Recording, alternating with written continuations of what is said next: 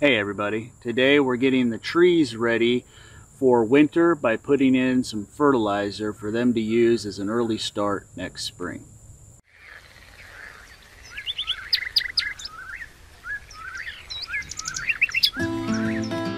So as much as I would love to be piling on my own compost, I've told you before that right now that's just not something we're able to do. So rather than stress out about it or think bad about myself, I still want to take care of the trees, so we purchased these fertilizing tree spikes. As a matter of fact, I buy them by the box over from Amazon. I'll leave a link down below for you.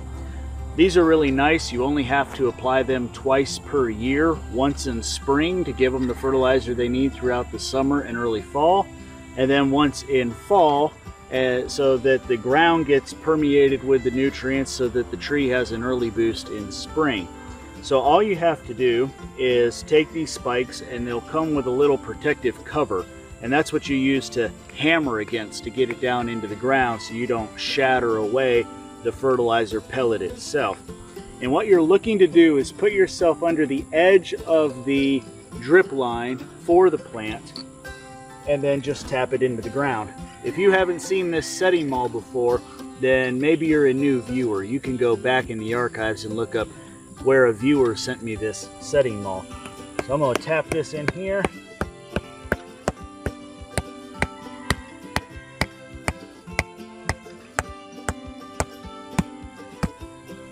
Now how many you put per tree will depend on the diameter of the trunk.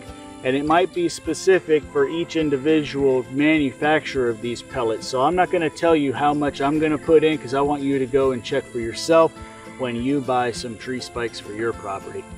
So now we're going to go around the property and take a look at all these other trees. And how tall do you think this thing is? I'm not even going to try to measure it, but here's a picture of me standing in front of it, and you can take a guess on how tall it is. I am 5'7".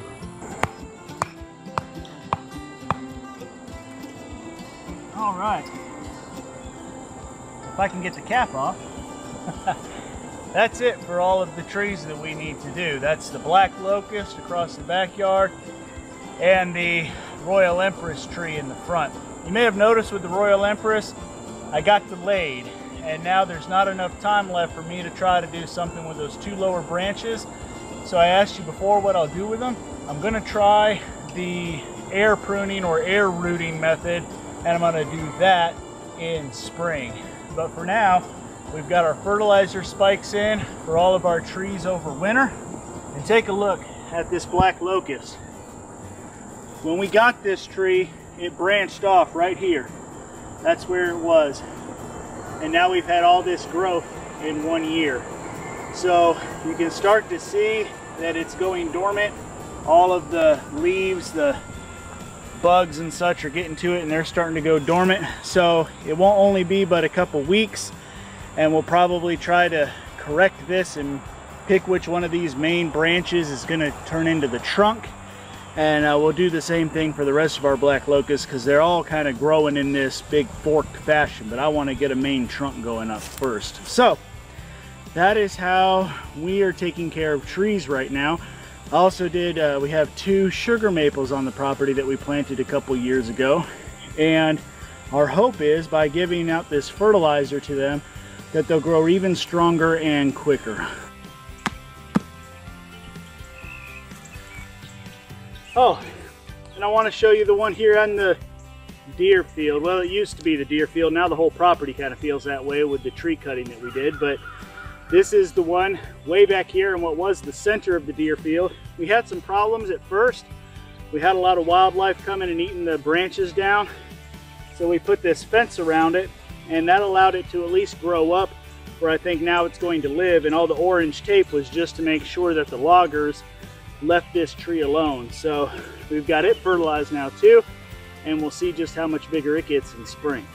So thanks to all of our patrons who make all of our projects like this possible, and thanks to each of you who take the time to watch and build this community.